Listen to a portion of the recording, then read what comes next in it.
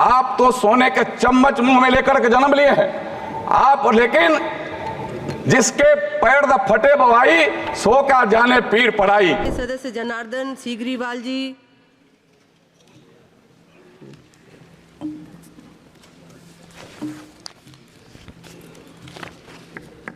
सभापति महोदया,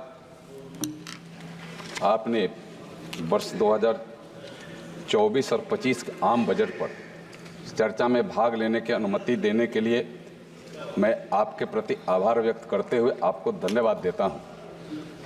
इसी के साथ माननीय वित्त मंत्री श्रीमती निर्मला सीतारमण जी एवं वित्त राज्य मंत्री श्री पंकज चौधरी जी को हृदय से बधाई एवं धन्यवाद देता हूं। इन्होंने माननीय प्रधानमंत्री श्री नरेंद्र मोदी जी के नेतृत्व में तीसरी बार भाजपा और एनडीए गठबंधन के मूल मंत्र सबका साथ, सबका विकास, सबका विश्वास और सबका प्रयास को केंद्र में रखकर इस बजट को बनाया है। इस बजट में सबसे बड़ी बात यह है कि एनडीए सरकार यह सुनिश्चित करने के लिए दृढ़ संकल्पित है कि सभी धर्मों, जातियों, लिंगों और आयु वर्ग के भारतीयों को अपने जीवन के लक्ष्यों और आकांक्षाओं को पूरा करने की दिशा में पर्याप्त प्रगति हो, ऐसा यह बजट है। महोदया, यह बजट भारत के आम जनता के लिए इसलिए भी विशेष है कि इसमें मुख्यतः गरीब, महिलाएं, युवा और अन्नदाता किसान पर ध्यान केंद्रित कर विभिन्न योजनाओं में धन आवंटित किया गया है, जो भारत को दुनिया में सर्वश्रेष्ठ लोकतांत्रिक देश बनाए रखने के साथ सर्व कल्याणकारी, आत्मनिर्भरवादी, विकासवादी तथा वैश्विक अर्थ जगत में सबसे बड़ा आर्थिक शक्ति वाला राष्ट्र बनाने के दिशा में यह बजट काफी प्रभावी है। महोदया, इस बजट की ओर अन्य विशेषताएं निम्नवत है, जो हमारे देश की जनता के कल्याण के साथ राष्ट्र हित तथा भारत को हर क्षेत्र में आत्मनिर्भर बनाने के लिए है। महोदया, मैं विपक्ष के लोग, खास करके विपक्ष के नेता अपने तरफ से किसान के बारे में चर्चा करते हैं। मैं 2-3 बातें सिर्फ महोदया में उनको चुनौती देते हुए कहना चाहता हूं कि अगर उनके सामने रावा, टौनी, सावा, मरुआ, कोदो, राई, जवाइन, तोड़ी, लाल, यह अगर एक साथ रख दिया जाए तो उसको तफरका नहीं कर सकते हैं कि यह कौन और कहां से आता है। किसान की बात लंबी चौड़ी करते हैं और उनको यह कह दिया जाए कि लाल मिर्च और हरा मिर्च का पौधा कैसा होता है तो अभी तफरका नहीं कर पाते हैं, लेकिन वह किसान की बात वह जरूर करेंगे कि हम किसान हितैषी हैं। और किसान की बात जब वो करते हैं तो एक राज्य के किसान अगर कुछ यहाँ आते हैं आंदोलन के लिए तो उनके साथ फोटो खींच करके शेयर जरूर करते हैं, लेकिन कभी कर्नाटक में जाकर के क्या हो रहा है किसानों का, वहां भाजपा के एनडीए के लोग जाकर के उन किसानों का आंसू पोंछ रहे हैं। लेकिन आप विधानसभा चुनाव में जो वादा किया था वहां जाकर के उन किसानों, आज हजारों के तादाद में कर्नाटक में किसान आत्महत्या भी किए हैं और किसानों के बारे में आपने एक बार भी जाने का काम वहां आपने नहीं किया है। यह भारत की सरकार सबके लिए, आप किसान की बात करते, जब आपकी सरकार थी 14 के पहले तो कुछ किसानों के भले आपने राशि माफ कर दिया कर्ज का, लेकिन यह सरकार जो हमारे नरेंद्र मोदी जी के नेतृत्व में है वह किसान हितैषी है। यह साबित करता है कि हम पूरे इस देश के किसानों के लिए प्रतिवर्ष 6,000 रुपए 3 माह में किसान सम्मान निधि के तौर पर उन्हें मुहैया कर रहे हैं। और किसान के हितैषी में माननीय सभापति महोदया मैं कहना चाहता हूं, यह भी साबित करता है कि 9 जून को हमारे प्रधानमंत्री जी तीसरी बार प्रधानमंत्री के रूप में ओथ लेते हैं और 10 जून को अपने कार्यालय में 10 बजे पहुंचते हैं। पहला दस्तखत वह किसानों के हित के लिए करते हैं और 20,000 करोड़ रुपया किसानों के खाते में डीबीटी के माध्यम से डाइवर्ट करते हैं। महोदया, यह किसान के हितैषी की बात है। आप किसान के नाम पर आंसू भले बहा लेते हो, लेकिन किसान का दर्द कभी आपने जाना नहीं है। किसान के बारे में आपको कभी पता नहीं है कि किसान कहां से और कितने कष्ट से आते हैं। और किसान के दर्द को कोई जाना है तो नरेंद्र मोदी जानते हैं, हमारे एनडीए की सरकार जानती है। आप तो सोने के चम्मच मुंह में लेकर के जन्म लिए हैं आप, लेकिन जिसके पैर द फटे बवाई, सो का जाने पीर पड़ाई। लेकिन किसानों के हित, इस देश के गरीबों के बारे में, इस देश के कल्याण के बारे में हमारे देश के प्रधानमंत्री जी और एनडीए सरकार में शामिल हमारे लोग जानते हैं। क्योंकि कष्ट से आप यहां तक आकर के देश का कल्याण करने का संकल्प लेकर के और देश को आगे बढ़ाने का काम कर रहे हैं। आप सिर्फ बात लंबी चौड़ी कर करके और एक ही असत्य बात आप बार बार कह करके चाहते हैं कि उसको हम सत्य बना दें, लेकिन यह संभव नहीं है। आपका यह कहना, आप कह करके जो सत्य बनाना चाहते हैं, देश की जनता आपका भंटाधार करेगी। यह पूरा का पूरा ध्यान में आप रखिए। मैं जहां तक धर्म की बात करता हूं, अगर हमारे देश के प्रधानमंत्री धर्म के प्रति भी जिस तरीका से जागरूक है, सनातन के प्रति भी जागरूकता पैदा उन्होंने किया देश भर में, आपको बाध्य कर दिया मंदिरों में जाने के लिए, आपको जनेऊ पहनने के लिए बाध्य कर दिया। आप मंदिरों का दरवाजा तक नहीं जानते थे, लेकिन आप मंदिरों में जाकर के टीका चंदन करा रहे हैं। यह देश के प्रधानमंत्री नरेंद्र मोदी का दिन है कि हम सबके साथ, सबके विकास और सबके प्रयास और सबके संकल्प के साथ हम आगे बढ़ने का काम कर रहे हैं।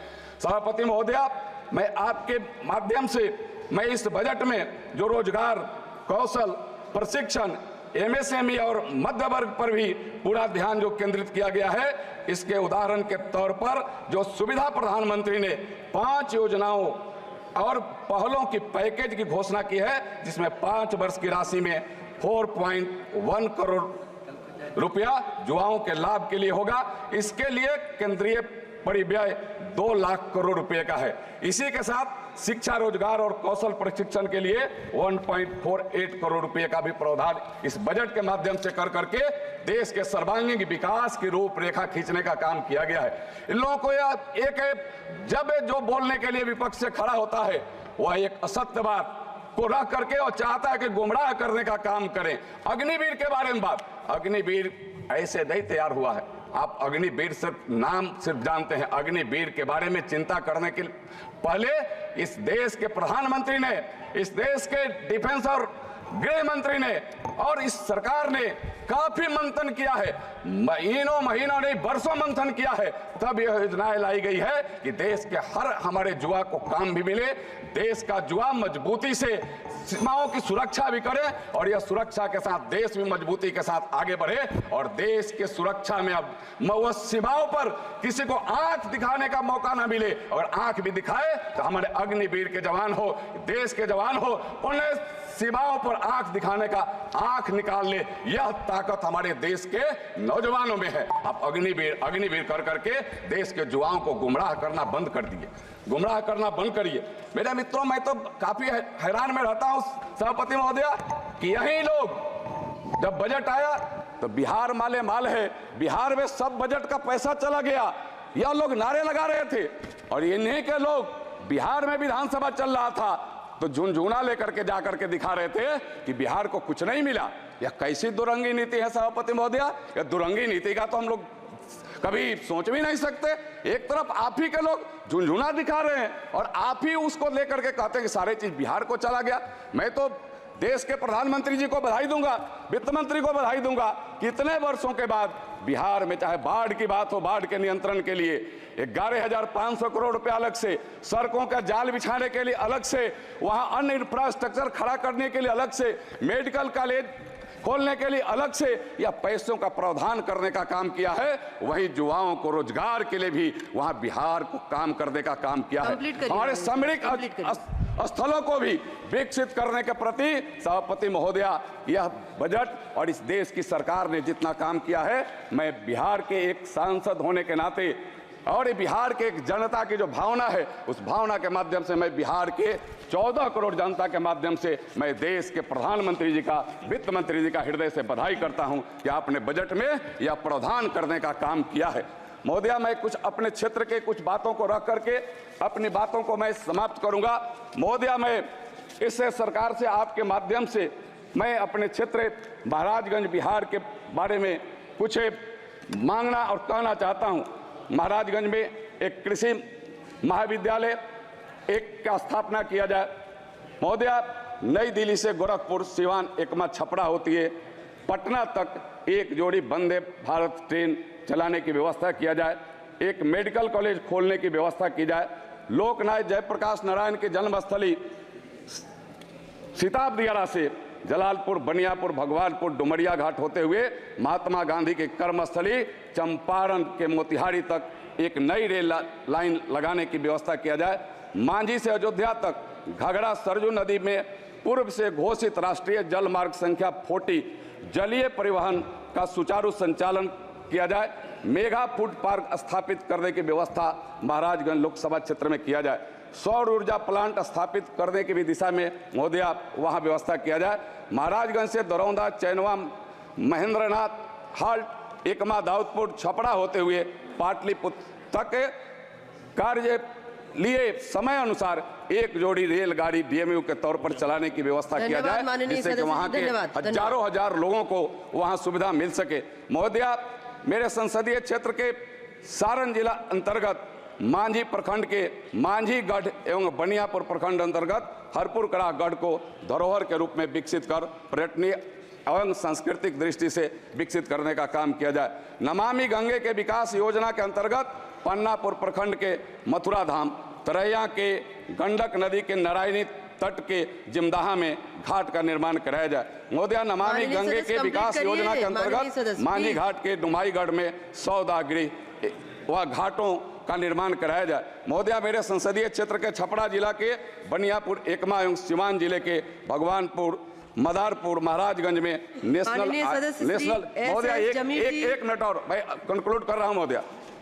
नेशनल आयुष मिशन के अंतर्गत 50 बेड का आयुष अस्पताल का निर्माण कराया जाए। महोदय, मांझी बरौली पथ पर पैगंबरपुर से महाराजगंज होते हुए सिवान को जाने वाली पथ को नेशनल हाईवे का दर्जा दिया जाए।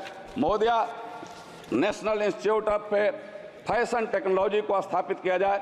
मेरे संसदीय क्षेत्र में खेलो इंडिया के अंतर्गत स्टेडियम और आवासीय प्रशिक्षण केंद्र स्थापित किया जाए। महोदय, दाऊदपुर के दुमदुमा, ढाला एवं एकमा के मांझी बरौली पथ पर अवस्थित Respected